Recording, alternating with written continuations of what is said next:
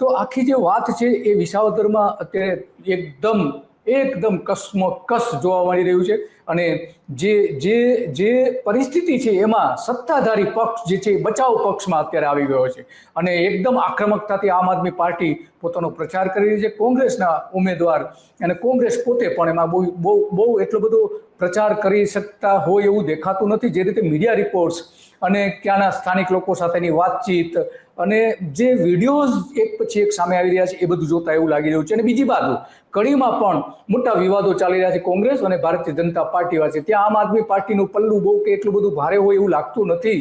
અત્યારની પરિસ્થિતિ એવી છે.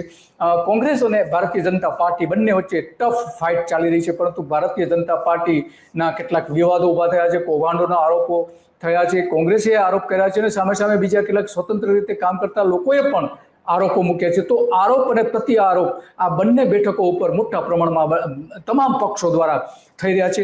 તો એની અસર મતદારો પર શું થશે એ સૌથી મોટો સવાલ આજે આવીને ઉભો રહ્યો છે. અને એના કારણે કોણ જીતશે કોણ હારશે એ હવે મોટા ગણિત મૂકવામાં આવી રહ્યા છે.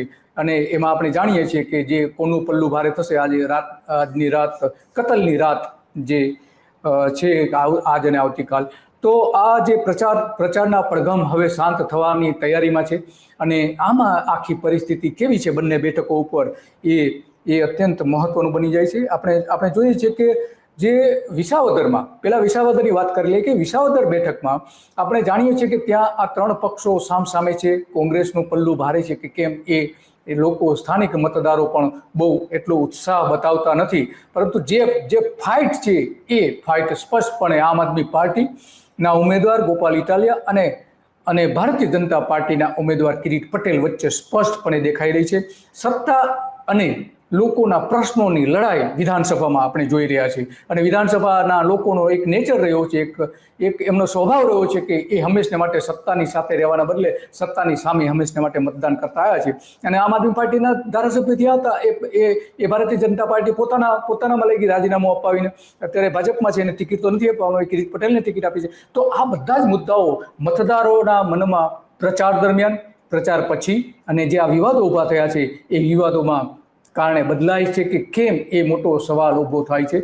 જોઈએ એક જે ગોપાલ ઇટાલિયાએ સ્ટિંગ ઓપરેશન કર્યું હતું એ આપણે જોઈ શકીએ છીએ. ચૂંટણી જીતી જાય એમાં ખાસ કરીને દારૂના જે એને અલગ સ્ટિંગ ઓપરેશન કર્યા છે.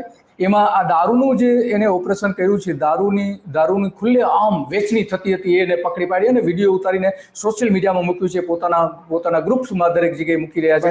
તો આ મોટી ફ્રોડ કરશે. દારૂ વેચીને ચૂંટણી જીતવા કોણ નીકળ્યું? કોણ આ બધા કાવા દાવા કરી રહ્યું છે? કોણ આ કાયદાઓ નેવે મૂકીને બધું કર્યું છે? અને ચૂંટણી પંચ જે છે એ ચૂંટણી પંચ શું કરી રહ્યું છે એ સવાલ આજે સૌથી મોટો ઉભો થયો છે. આપણે જોઈ શકીએ છીએ દારૂની બોટલોથી લઈને ગોપાલ ઇટાલિયા પણ ત્યાં ઘટના સ્થળે આપણે જોઈ શકીએ છીએ. તો આ આખી જે વાત હતી એ વાતના કારણે સૌથી મોટો સવાલ એ ઉભો થાય છે કે દારૂની રેલમછેલ કેમ, કોણ કરી રહ્યું છે આ બધું જ? કયા પક્ષના ઉમેદવારોને જીતાડવા માટે દારૂની ખુલ્લે આમ વેચણી થઈ રહી છે એ સવાલ સૌથી મોટો આવીને ઉભો રહ્યો છે. આ સ્ટિંગ ઓપરેશન બીજું ગોપાલ ઇટાલિયાએ જે કર્યું હતું એ સ્ટિંગ ઓપરેશનના આ કેટલાક દ્રશ્યો છે આપણે જોઈ શકીએ છીએ કે એના જે કાર્યકરો છે એને ફોડી નાખવા માટે એને વિડીયો ગોપાલ ઇટાલિયાને આમ આદમી પાર્ટીની વિરુદ્ધના વિડીયો બનાવવા માટે જે પૈસાની વેચણી થતી હતી એનો ખુલ્લે આમ જે ગેસ્ટ હાઉસમાં જે થતું હતું એના વિડીયો અને સ્ટિંગ ઓપરેશન બંને સ્ટિંગ ઓપરેશન ગોપાલ ઇટાલિયા કર્યા છે એ જોઈ શકીએ છીએ. એમાં આ જ પ્રકારે જે થયું હતું અને એના કારણે ત્યાં અત્યારે કોંગ્રેસ અને શાસક પક્ષ બંને આફતમાં આવી ગયા છે. પૈસા લઈને બહાર નીકળતા ઉમેદવારનો એના કાર્યકરો છે કે પૈસા આપવામાં આવ્યા હતા એ આપણે જોઈ શકીએ છીએ.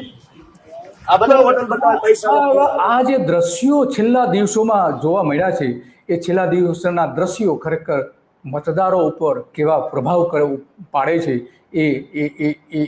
એના ઉપર આ ડિપેન્ડ રહેશે એવું અત્યારે દેખાઈ રહ્યું છે. અને એટલા માટે આ બધી બાબતો મહત્વની બની જાય છે.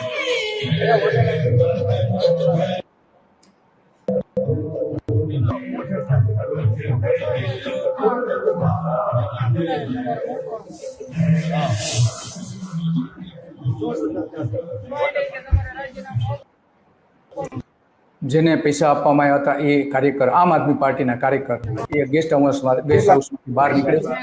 અને આ જે સ્ટિંગ ઓપરેશન થયા પછી અંદર ગેસ્ટ હાઉસની અંદર આ પૈસા કોણ આપી રહ્યું છે શોધવા માટે આ બીજું એક સ્ટિંગ ઓપરેશન કરવામાં આવ્યું હતું. એમાં કોંગ્રેસ પક્ષના ભૂતપૂર્વ ધારાસભ્ય, ઉપલેટાના ભૂતપૂર્વ ધારાસભ્ય, એની કાર બહાર પડી હતી. એમએલએ લખેલી કાર હતી, એની હતી કે કેમ હજુ પ્રૂવ નથી થયું, પણ એક ભૂતપૂર્વ એમએલએની કાર બહાર પડી હતી.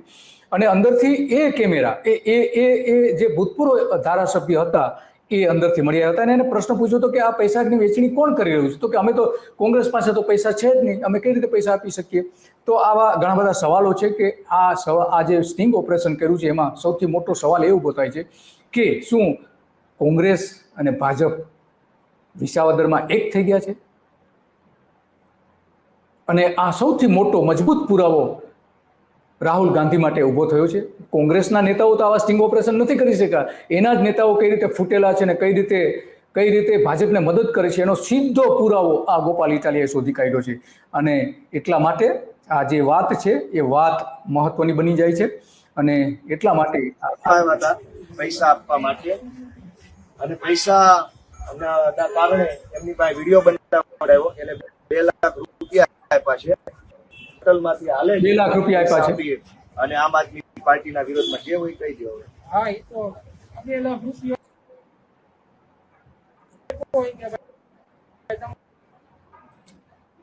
તો આ સ્ટિંગ ઓપરેશન કદાચ કોંગ્રેસ અને ભારતીય જનતા પાર્ટીને મુશ્કેલીમાં ઊભી શકે છે. આમ આદમી પાર્ટીના પ્રવક્તા પ્રવીણ રામ શું કહી રહ્યા છે એ પણ જોઈએ.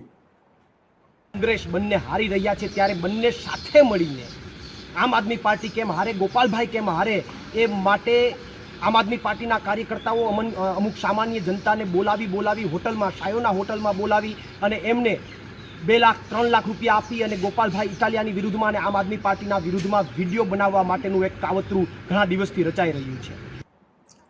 તો પ્રવીણ રામ કહી રહ્યા હતા કે કાવતરું રચાઈ રહ્યું છે, ઘણા દિવસથી રચાઈ રહ્યું છે. અને કેટલાક વિડીયો પણ બહાર આવ્યા હતા, આ જ પ્રકારના વિડીયો બહાર આવ્યા હતા. તો આ વિસાવદરનું આખું ચિત્ર છે કે ત્યાં સત્તાધારી પક્ષ સામે મજબૂત પુરાવાઓ ઊભા કરવામાં આવ્યા છે.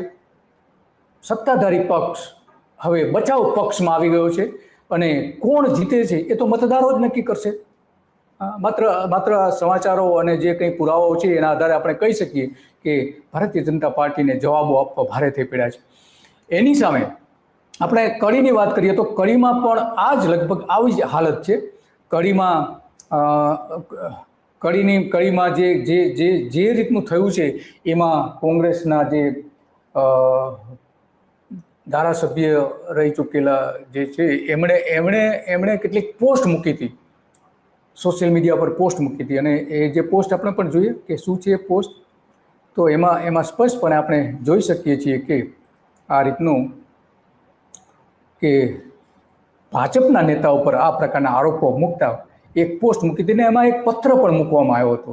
એ પત્ર જનસંઘ વખત જે ભારતીય જનતા પાર્ટીની પહેલાનો પક્ષ જે હતો જનસંઘ, એના કાર્યકર, મજબૂત કાર્યકર હતા, 92 વર્ષની ઉંમરના ભૂપેન્દ્ર પટેલ, જેને કાકા તરીકે બધા ઓળખે છે. એ ભૂપેન્દ્ર પટેલ કાકા એ આ બધી જે પત્ર લખ્યો હતો અને એમાં આ બધી વિગતો બહાર આવી હતી. અને એ પત્ર એમણે પોસ્ટ કર્યો હતો બલદેવજી ઠાકોરે. તો અત્યારે આનો જબરજસ્ત અત્યારે વિવાદ ચાલી રહ્યો છે કે આ મોટા આરોપો મૂકવામાં આવ્યા છે અને ભારતીય જનતા પાર્ટીએ એના જવાબો આપવા ભારે પડ્યા હતા. અને ભારતીય જનતા પાર્ટીએ એની સામે આરોપ પણ મૂક્યા હતા. નીતિન પટેલે આરોપ મૂક્યા હતા. એ પણ જોઈએ કે એમણે શું આરોપ મૂક્યા હતા બળદેવ ઠાકોર સામે. જમીન છે એ વેચી શકાય નહીં. મોટામાં મોટા બિલ્ડરો કે મોટામાં મોટા દલાલો એ મારી પાસે અનેક વખત આવતા હતા.